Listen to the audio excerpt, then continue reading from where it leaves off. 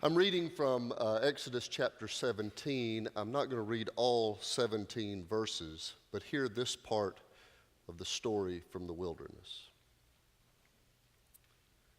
From the wilderness of sin, the whole congregation of the Israelites journeyed by stages as the Lord commanded. They camped at Rephidim, but there was no water for the people to drink. And the people quarreled with Moses and said, "Give us water to drink." Moses said to them, "Why do you quarrel with me? Why do you test the Lord?" But the people thirsted there for water, and the people complained against Moses and said, "Why did you bring us out of Egypt to kill us and our children and livestock with thirst?" So Moses cried out to the Lord, "What shall I do with this people? They're almost ready to stone me."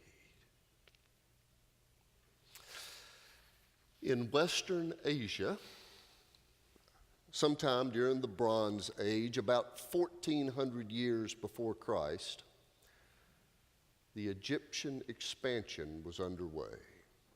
Egypt was advancing and advancing. That is, they were advancing in innovation and culture, but their army was also advancing. They had perfected some new weapons of war. For instance, they were the first ones to figure out the advantage of the light horse-drawn chariot. You know, the one you saw in Ben-Hur? That one. They had figured out the bow and arrow. Big deal. But it is a big deal. If you've got a chariot, horse-drawn light chariot, bows and arrows, and the other folks have got spears, daggers, and swords, it's going to go your way. And it went their way a lot. The Egyptians took advantage of this combat advantage that they had and made it licensed to sweep all over Palestine with incredible violence, leaving every town in shambles and in the hands of Egyptian control. And for the Canaanite people living in Palestine, life was not only disrupted, but they became slaves. They were subjects to Egyptian rule. Up until then, they had been a free people. They were trading and exporting timber and textiles, and now these noble people were slaves. Forced to build a city that would later be called the House of Ramesses, they were now slaves, and so they cried out to God. And we have some of those prayers in our psalm. Here are a few lines written by the psalmist about their time in captivity. "I cry aloud to God that he may hear me. In the day of my trouble, I seek the Lord. In the night, my hand is stretched out without wearying. My soul refuses to be comforted.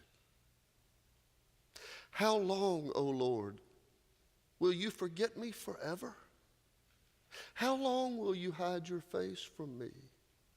They cried out to God, and God heard their cries, and God delivered them. And the Canaanites, delivered from slavery, they had escaped the forced labor. They are out now in the wilderness where they wandered for 40 years. You probably heard about it. It was in all the papers. The Exodus. And the Exodus is where they also formed their identity as the chosen ones of God. They were delivered, but they were delivered into wilderness. They didn't go to the St. Regis. They were in wilderness, and times were tough. Exile was hard, and they complained. Food and water was scarce, and so they complained some more. Finally, when they were camped at Rephidim, so thirsty they just couldn't stand it anymore. So they said, and I'm quoting, they quarreled with Moses and said, "Give us water to drink." Moses replied, "Why do you quarrel with me? Why do you put the Lord to the test?" But the people were thirsty for water there.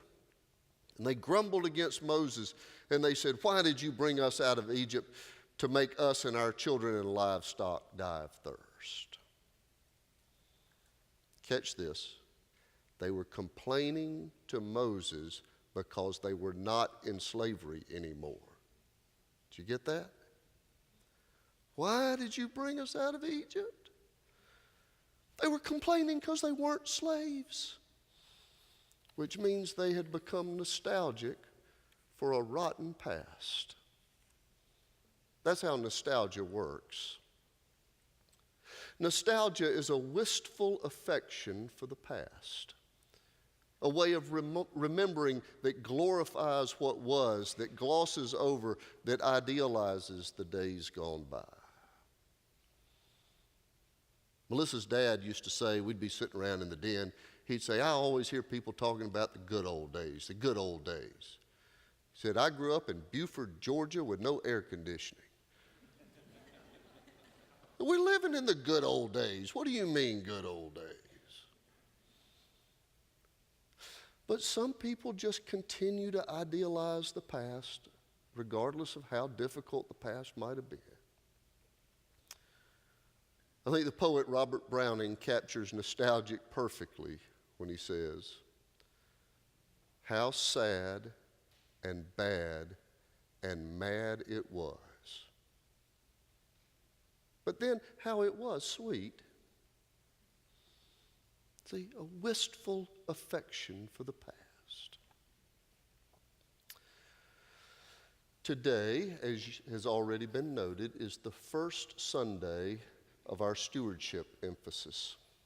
For the 5 Sundays of October, I'm going to preach about 5 enemies of gratitude. And by the way, I do hope your stewardship, your giving, is fostered by gratitude. Generally, people in the church either give out of gratitude or guilt, this ought and should. But I hope your giving is motivated out of this overflowing gratitude, because we worship a generous God, and our response should be generosity. God creates from extravagant generosity, and we are made in God's image. And we are at our best. We are most in touch with the holy that is within us when we are givers. I hope this season of stewardship will be motivated by generosity and not guilt. But if it's guilt, you want to give anyway, that's fine too. Either way.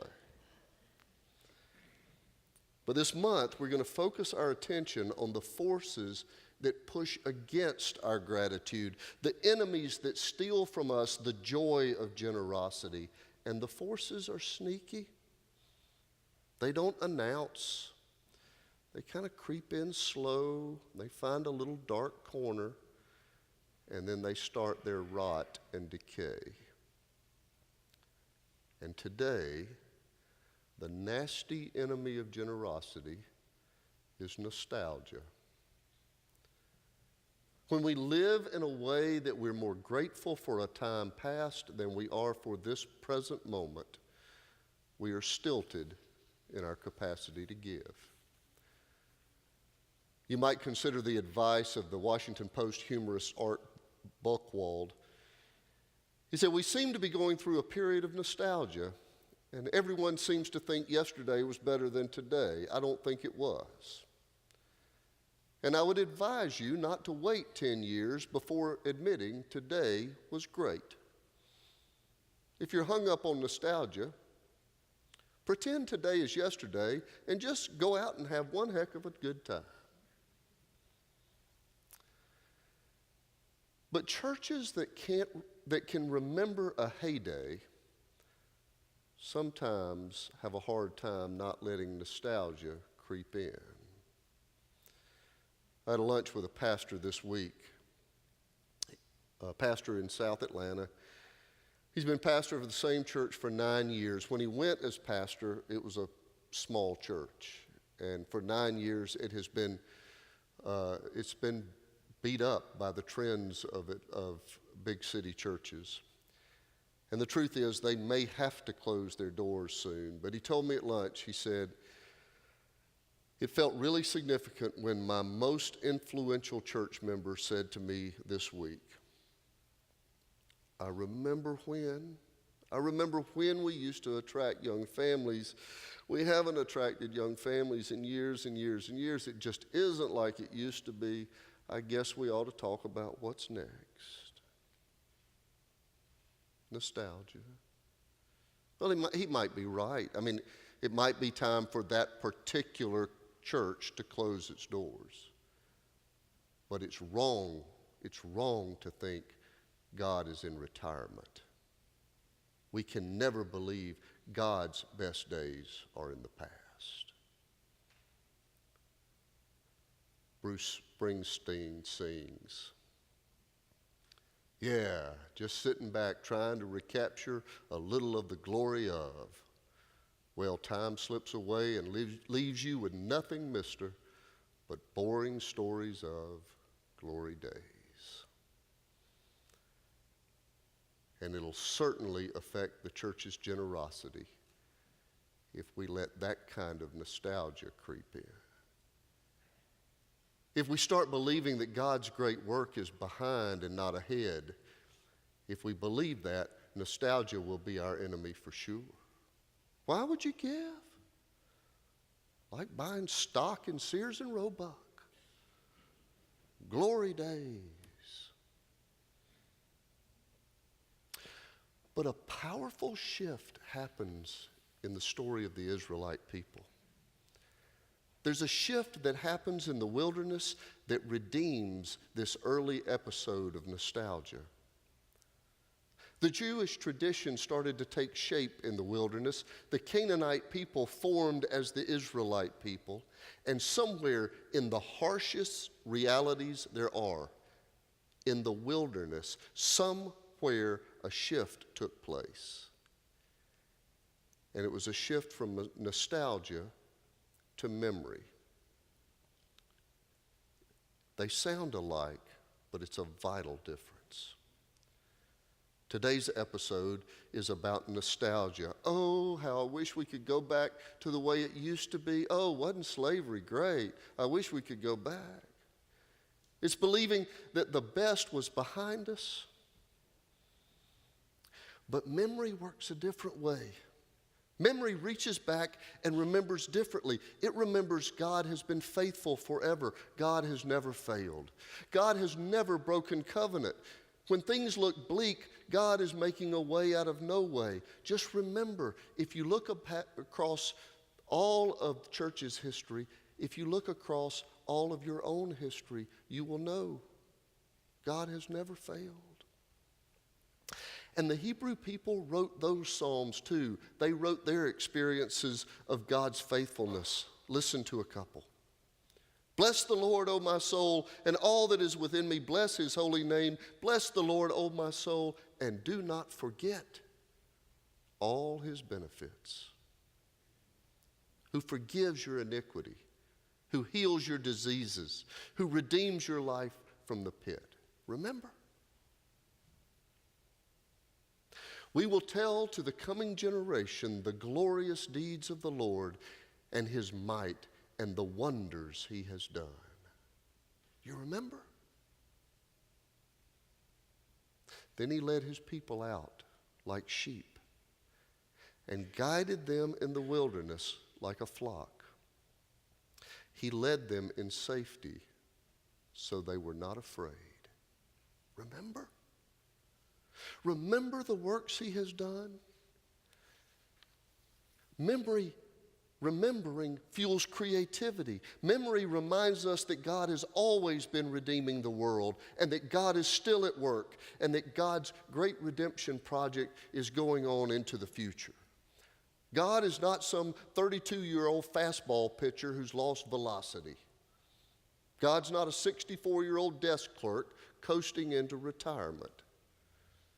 God is the great victor who is still calling all of creation into wholeness, and God is the one who still saves.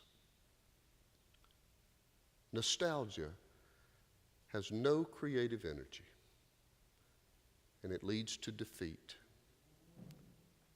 But when memory starts to animate what's possible, it generates gratitude. And it happens even when things are at their most bleak. When things look bleak, we remember that God never fails. Was it bleaker ever than it was the night Jesus gathered with friends around that table? Do you remember the events of Passion Week? They're hiding in an upper room because all of the power is looking for Jesus. He's a rebel, and they're trying to kill him. Does it get more bleak than that? And Jesus gathers with them around the table. And he takes the bread, and after giving thanks, now pick up on that. This is the day before Good Friday. And Jesus is operating out of gratitude. He gives thanks, and he breaks the bread, and he gives it to his disciples. And he also takes the cup. He pours the cup, and he gives it to them.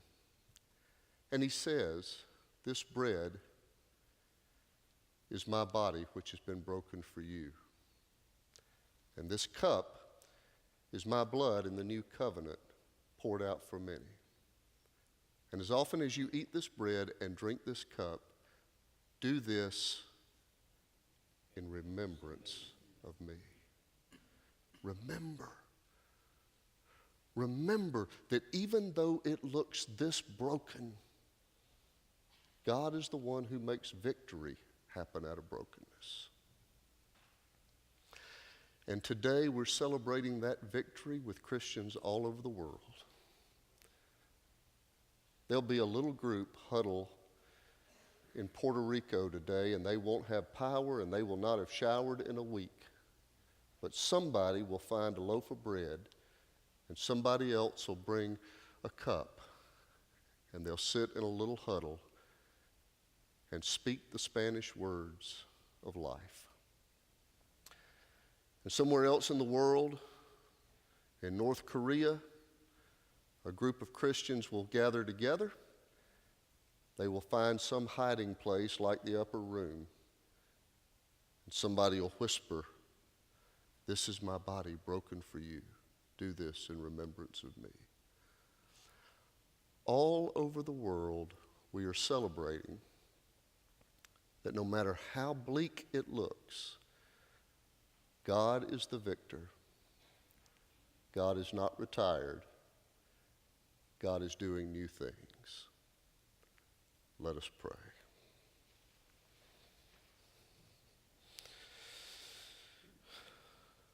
Oh God, renew our commitment to your great redemption project. May the next wonderful thing you want to do in the world begin with us. And as we come to this table, make us grateful and help us to remember your faithfulness that has never failed. Amen. Go now, remember